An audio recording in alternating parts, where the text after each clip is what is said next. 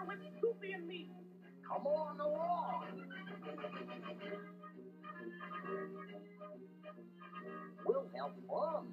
We'll meet new faces. We'll do things. And we'll go places. Oh, boy, Nick, I can hardly wait to go. Okay, Goofy, it won't be long now. Come along and sing the song and join the jamboree. M-I-C-K-E-Y, M-O-U-S-E. Come on, everybody join in. M-I-C-K-E-Y, M-O-U-S-E. I guess everybody likes to dance. And Goofy and I are no different. But, Nick, we are different. For one thing, I'm taller than you are. No, Goofy. What I mean is that you and I like to dance. Nothing personal, Nick. But wouldn't you rather dance with Minnie?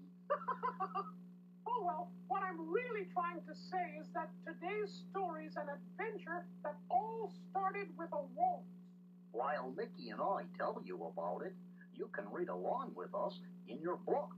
You'll know it's time to turn the page whenever you hear the chimes ring, like this. Are you ready? Let's turn to the first page. Here we go. Goofy and I were heading out the door to do a little fishing when Clarabelle and Minnie came running up the walk. Oh, Mickey! Wait till you hear the wonderful news! I won! I won! I won! Did you hear that, Nick? She won! Hot diggity dog! Just one thing, Clarabelle. What did you win? Well, last week Minnie and I went to a concert to hear the music of Johann Strauss. Gosh, who's that? He was a famous composer from Vienna, Austria. Yes, and the symphony conductor announced that this year there's going to be a big Strauss festival in Vienna. Clarabelle entered a drawing for a free trip for four to the festival, and the organizers just called to say, I won! I won! I won! Clarabelle invited us to go with her, so we hurried off to pack our bags. A few days later, the four of us arrived in Vienna. Just think, here we are in Austria. I can't wait to see my first kangaroo. No, Goofy, you're thinking of Australia. This is Austria, the home of Johann Strauss. This Mr. Strauss must be quite a fellow. I'd like to meet the guy. I'm afraid we won't be able to, Goofy. Johann Strauss lived and wrote his music in the 1800s. He wrote polkas and operas, but he's most famous for his lovely waltzes. that's why they called him the Waltz King. Clarabelle, do you suppose there are still places where people can go waltzing in Vienna? How romantic! Why didn't I think of it sooner? Let's go! Clarabelle grabbed my hand and went looking for a ballroom. She was so excited, Mickey and Minnie had a hard time keeping up. Minnie and I entered the ballroom just a few seconds behind Clarabelle and Goofy. Look, Mickey! They're already on the dance floor! Help, Mick! She keeps spinning me around and around. I'm getting dizzy. As Minnie and I waltzed onto the floor, Clarabelle and Goofy were dancing up a storm. 3 beats to the measure, Goofy. 1, 2, 3, 1, 2, 3. I never knew how much Clarabelle loved to waltz. I don't think Goofy's loving it. Yow! My toes! Let's spin! Clarabelle and Goofy stumbled around the dance floor, stepping on each other's feet and crashing into the other dancers. Oops. Beg your pardon? They spun around faster and faster. 1, 2, 3, 1, 2, 3. Whoa!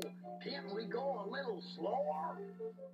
After completing the spin, Clarabelle's foot came down on Goofy's toes again. Goofy tripped and went flying into the orchestra. Yow! Goofy! Oh no! His head's stuck in that drum. Come on, Minnie. Let's go help him. Oh dear, what have I done? He has a nasty bump on his head. Are you all right, old buddy? I've got a bit of a headache, but I think I'll be fine. We have a big day of sightseeing planned for tomorrow and tickets to the concert tomorrow night. Maybe that's enough dancing for now. Let's head for the hotel and get settled. How does that sound? Good idea. I have lots of work to do before the concert. 1, 2, 3, 1, 2, 1.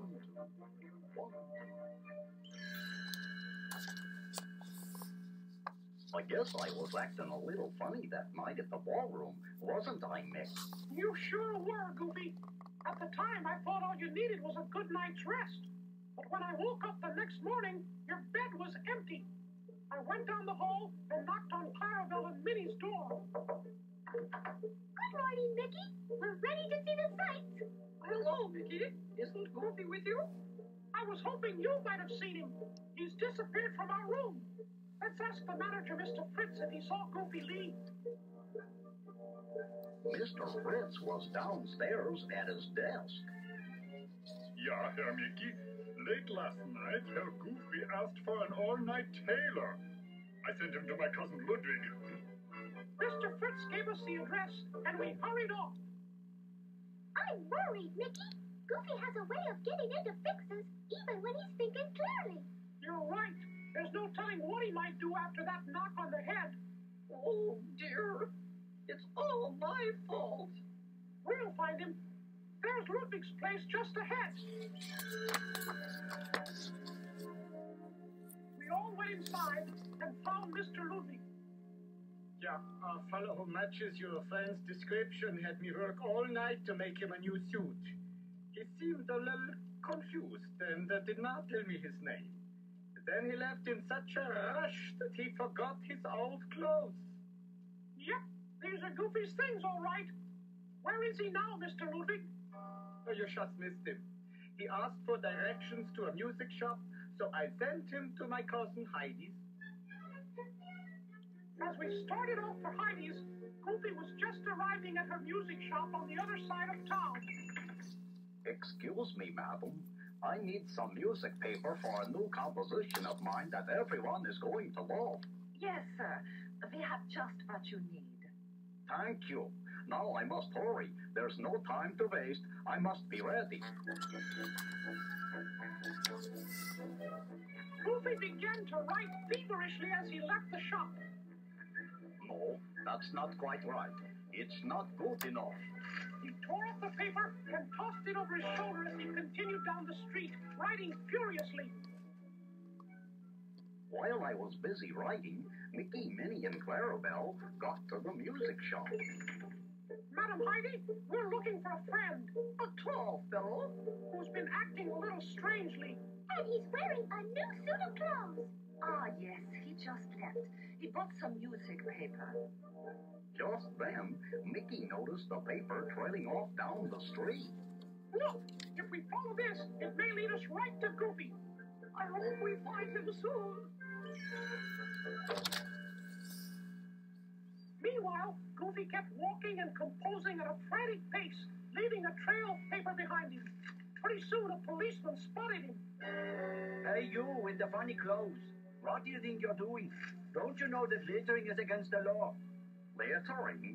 I am composing the greatest music of all time. Goofy kept walking down the street. The policeman called after him.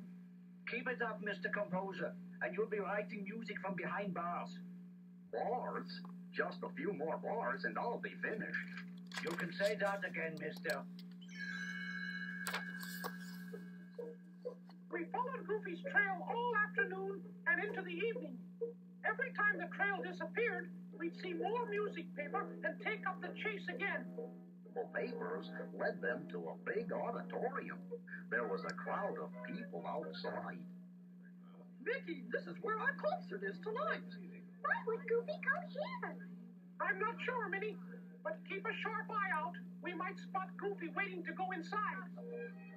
Pretty soon, Minnie noticed that it was time for the concert to start. They're letting the audience in. Now what do we do, Mickey? We've lost the trail. I've got our tickets with me. Let's get to our seats. Maybe from the balcony we'll be able to spot him in the crowd. They climbed up the stairs and went to their seats. You were right, Mickey. We can see the whole audience from up here. But I still don't see Goofy. The concert began, but Goofy was nowhere in sight. The orchestra played several pieces by Johann Strauss. As the last one finished and the conductor turned to bow, a tall, strangely dressed character walked onto the stage. It's Goofy! Thank you very much, ladies and gentlemen. And now, the orchestra will play my latest and most brilliant composition. Everyone stared at Goofy in amazement. Here's your music, Mr. Conductor. I just finished it a few minutes ago. As we watched, a couple of security guards grabbed Goofy and let him off stage. Hey, what's the matter? Release me this instant. As the audience left, we rushed backstage and stopped the guards. It's all right, officers. He's our friend. He's been acting funny ever since he bumped his head. When the guards let him go, Goofy dashed past us and went back onto the empty stage. We hurried after him. Goofy, don't you recognize us? We're your friends, Goofy. I'm your old pal Mickey, and this is Minnie and Clarabelle. I'm very pleased to meet you, but I'm afraid you're mistaken. My name's not Goofy, it's Johann Strauss. Mickey, what are we going to do? I don't know. Let's play along for a while until we can think of something. You folks are in luck. You'll be the first to hear a new kind of music I created just today. Instead of having 4 beats to the measure, it only has 3. Isn't that a marvelous idea? Oh, that's terrific, Mr. Strauss. What's your new music called? I'm calling it a thingamabob. Don't you mean a waltz? A waltz? That's even better. And in honor of your naming it, I shall call my first waltz the Clarabella. Oh, how wonderful! Goofy sat down at the keyboard and started playing. Oh, that's funny. I thought I could play the piano. Maybe it's broken. He stuck his head in the back of the instrument to see what was wrong. Just then, Clarabelle walked up to him. Johann, to thank you for naming your waltz after me, I want to give you a big hug.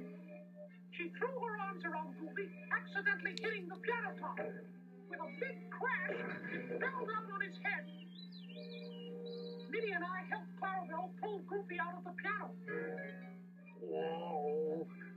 Hi, Mick. Hi, Minnie. Hello, Clarabelle. Gosh, where am I? And why am I wearing these funny clothes? It's all because you're Johann Strauss. Isn't he the fellow who writes that awful dance music? That stuff gives me a headache. It gave us a headache, too. Welcome back, Goofy. We miss you.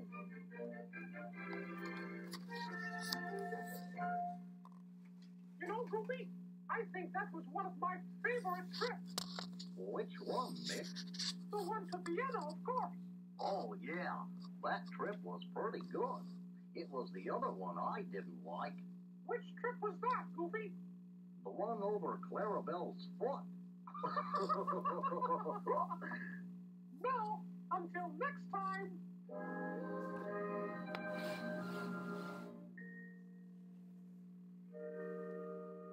Well, now it's time to say goodbye. To all our company. M-I-C. See ya real soon. K-E-Y. Why? Because we like you. M-O-U-L-C.